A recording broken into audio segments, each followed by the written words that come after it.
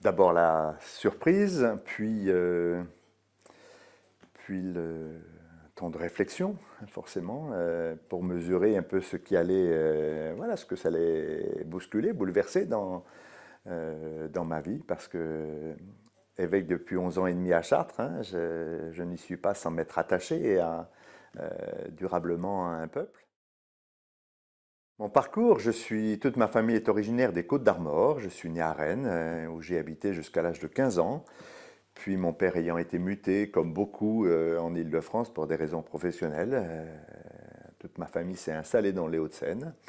Et c'est là que, poursuivant mes études, est eux aussi venue l'idée d'être prêtre. J'étais scout, voilà, cette question m'a habité pendant quelques années. Et puis, au moment où j'étais en classe préparatoire, j'ai annoncé à mes parents que je voulais rentrer au séminaire. Ça a été un peu la surprise. Ça n'est pas passé facilement comme décision. Je suis rentré au séminaire Saint-Sulpice à Issy-les-Moulineaux, où j'ai passé, voilà, j'ai mis 8 ans pour faire 50 séminaires. Donc j'ai pris mon temps, y compris de réflexion, avec un stage, avec le service militaire, puisqu'il y avait encore le service à cette époque.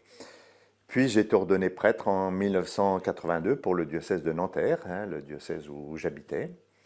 Voilà, et j'ai été 24 ans, je crois, oui, voilà, 24 ans au service de ce diocèse. Et puis en l'an 2000, Monseigneur Favreau m'a appelé pour être son vicaire général.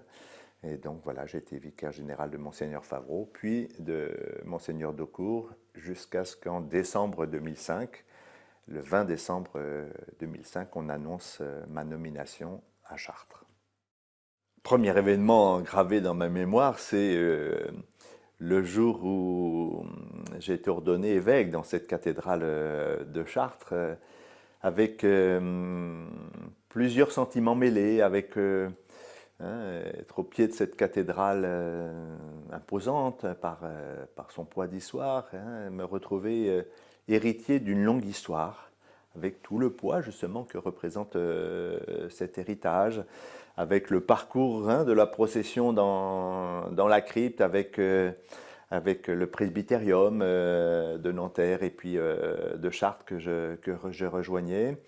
Et puis l'entrée dans la cathédrale qui était pleine, pleine de fidèles, et ce sentiment de dire, bon voilà, la tâche est lourde et en même temps tu n'es pas seul. Tu n'es pas seul parce que tu es aussi porté par toutes ces pierres vivantes qui sont les chrétiens de Réloir. Donc voilà, ça c'est le premier souvenir. Sinon, les grandes joies voilà, c'est plutôt sous forme un peu de mosaïque ou de tableaux impressionnistes, des petites tâches comme ça qui finalement font la joie, hein, d'un évêque et de son ministère. C'est l'appel des catéchumènes adultes tous les ans avec leurs lettres très personnelles, où ils confient beaucoup de leur vie et de ce qui les a amenés à demander le baptême, et ça, qui sont toujours pour un évêque un grand moment de joie, puisqu'ils étaient tous les ans entre 30 et 50, hein, depuis 11 ans et demi. Voilà, ça c'était une des grandes joies. Les autres, la manière dont les nouvelles paroisses se sont mises en place, et beaucoup plus rapidement que ce que je pensais, donc ça voulait dire que les choses étaient mûres, et puis dans la manière dont elles se sont mises au travail pour des projets pastoraux missionnaires, le fait d'avoir ordonné au mois de juin le 10e prêtre en 11 ans et demi, ce qui fait que je n'entends plus la question que j'entendais beaucoup quand je suis arrivé, mais comment on fera quand il n'y aura plus de prêtres? Ça veut dire que notre Église, elle est à la fois pauvre, mais en même temps, elle est vivante, elle a du dynamisme, puisque des jeunes de cette terre de Réloir s'y engagent pour le service de l'Évangile. Mon message, c'est un peu sous forme d'action de grâce, un peu à la manière de l'apôtre Paul dans la lettre aux Philippiens. Chaque fois que je prie, c'est avec joie, hein, que je rends grâce pour la part que vous avez prise à l'Évangile, pour votre foi. Et puis j'en suis sûr, ce que le Seigneur a si bien commencé le continuera. Voilà, c'est ça mon action de grâce pour tous ces visages, pour tous ces chrétiens rencontrés avec tout ce qu'ils sont, avec les dynamismes de leur vie, avec leur joie, avec leur peine, avec leur souffrance, hein, et puis pour oui, la part qu'ils ont prise à l'annonce de l'Évangile, à la vie de leur Église, pour être témoin sur cette terre d'Eure-et-Loir, que j'ai appris à aimer, être témoin de l'amour de Dieu pour tous les habitants.